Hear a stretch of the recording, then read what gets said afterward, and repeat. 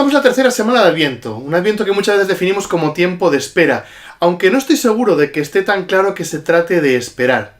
Decía John Lennon que la vida es eso que nos ocurre mientras estamos ocupados en otras cosas o pensando en qué vamos a hacer. Y la vida va sucediendo. A veces tenemos una actitud ante la vida un tanto pasiva, como esperando que la vida nos traiga aquello que necesitamos o aquello que creemos merecer. Me matriculo en una carrera, bueno, a ver cómo me va. ¿Cómo que a ver cómo te va? Supongo que tú harás todo lo que tengas que hacer para que te vaya de maravilla, ¿no? Tú has elegido esos estudios y esperas sacar algo de ellos. No esperes a ver cómo te va. Pues me he casado, pero bueno, la realidad del matrimonio es difícil. A ver cómo va. ¿A ver cómo me va? Hombre, si las circunstancias, tú sabes, pasan muchos... ¿Cómo? No. Tú vas a hacer que eso vaya bien. Tú tienes que hacer que las cosas ocurran. Decía el filósofo, yo soy yo y mis circunstancias. Y está bien, pero... eso significa que yo soy yo y las cosas que me pasan. Pero yo añadiría, y lo que yo hago con las cosas que me pasan. Yo tengo un papel activo. Yo tengo un papel activo ante mi vida. Soy el capitán de mi destino, decía Nelson Mandela. Yo decido qué pasa con mi vida. O al menos intento hacer todo lo posible para que lo que ocurre tenga yo una parte de decisión importante. Y a veces en la vida estamos esperando que Dios actúe en ese compás de espera, en esa idea de Adviento de, bueno, a ver si viene el Señor, y empiezan a ocurrir cosas, a ver si Dios nos ayuda, a ver si Dios hace algo, y es probable que no ocurra nada. Fijaos que la figura de esta tercera semana de Adviento vuelve a ser Juan el Bautista, con un pasaje muy parecido, en el que dice que Juan de repente se tira para el Jordán, dicen, vámonos allá. Empieza a predicar, empieza a llevar una vida muy austera, empieza a convocar gente a su alrededor, algunos se convierten en discípulos suyos, algunos de esos discípulos luego serán discípulos de Jesús, y empieza a bautizar, empieza a hacer gestos proféticos, gestos que la gente identifica como de purificación, de conversión, de cambio de vida. Y esto es muy interesante, porque dices, bueno, vale, yo creo que Juan se hartó. Llevaban décadas sin profetas. Llevaban décadas sin alguien que les entusiasmara por la idea de Dios. Llevaban cantidad de tiempo diciendo, bueno, no escuchamos un mensaje que nos llegue. Y en medio de todo eso la situación se había complicado muchísimo. Habían llegado los romanos y habían ocupado todo el territorio de los judíos y estaban sometidos. La corrupción era grandísima justamente por esa simbiosis entre los romanos y los judíos, y sabemos el papel de los publicanos, que cobraban los impuestos para los romanos siendo judíos, y entonces ahí se quedaban con mucho dinero, y la gente estaba harta de los impuestos, estaba harta de los poderes, tanto del romano como del judío. La Iglesia, lo que era la religión judía, se había vuelto una serie de normas estrictas en las que faltaba espiritualidad, y la gente lo notaba. Mucha gente abandonaba ese ámbito de práctica de la fe porque no le decía nada. Y ahí andaban, todo el grupo de los que siguieron a Jesús no eran gente especialmente religiosa. Y el Evangelio lo dice un montón de veces. ¿Por qué no se lavan tus discípulos las manos? ¿Por qué no ayunan? Pues no tenían costumbre, no practicaban la fe. Había un ambiente político, había un ambiente económico, había un ambiente religioso pesado, difícil. Y en medio de todo eso, Juan el Bautista dice, yo estoy harto de todo esto. Dios, ¿por qué no haces algo? Y viendo que no ocurre nada, dice, lo voy a hacer yo.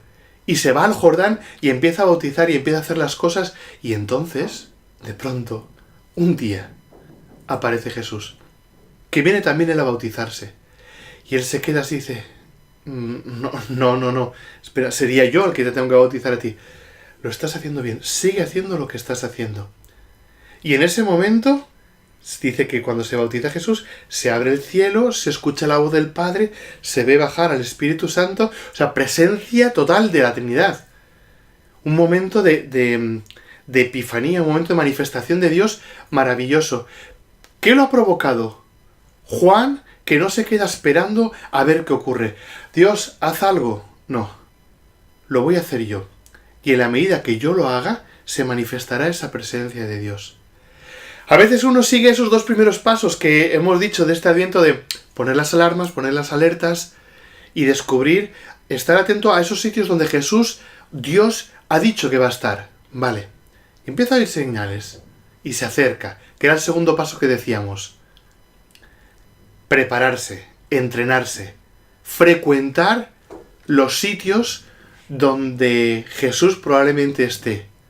No solamente escuchar señales, sino frecuentar esos sitios y habituarse a estar en el contexto donde Jesús se manifiesta. Pero ¿y si no ocurre nada? Pero ¿y si dando esos 2 pasos sigues sin sentir esa presencia fuerte de Dios? Pero ¿y si, por mucho que ayudas a los demás, que te pones con los más desfavorecidos, te das cuenta que parece que ahí no hay presencia de Dios? Hazlo tú. Empieza a hacer algo. Sé tú el capitán de tu destino. Haz que suceda. Haz que las cosas sucedan. No dejes que ocurran circunstancias y con las circunstancias que ocurran, bueno, ya veremos lo que hago. No. Haz tú que suceda. Y entonces verás el milagro. Entonces cuando se dará el milagro en tu vida, de que efectivamente te darás cuenta de que esa presencia de Dios empieza a cobrar sentido, pero la reconoces porque eres tú. Y así le preguntan a Juan, y dice, oye, ¿eres tú el que tenemos que esperar? ¿Eres tú el Mesías? Y dice Juan, no, yo no soy. Yo he empezado a hacer las cosas porque no lo hacía nadie. Pero entonces, ¿por qué si no eres tú, ¿por qué bautizas? Porque creo que hay que hacer un signo para que las cosas cambien. Creo que necesita haber un cambio en las vidas. Pero si no eres tú. Y entonces Juan se queda así de, a ver si es que soy yo. A ver si es que yo tengo mucho que ver con esto. Y esa es la cuestión. Yo soy yo, en mis circunstancias, y lo que yo hago con mis circunstancias. Y lo que yo hago puede ser también presencia de Dios. Y de repente igual vamos descubriendo que no se trata de esperar a que Dios se manifieste en nuestra vida, sino a hacer que se manifieste a través de nosotros. Así que si ves que la política no te gusta cómo está, funda un partido político. Sí, vas a tener que competir con muchos, ánimo, pero empieza a hacerlo tú. Si ves que las ayudas no llegan donde tienen que llegar, funda una ONG y empieza a hacerlo tú.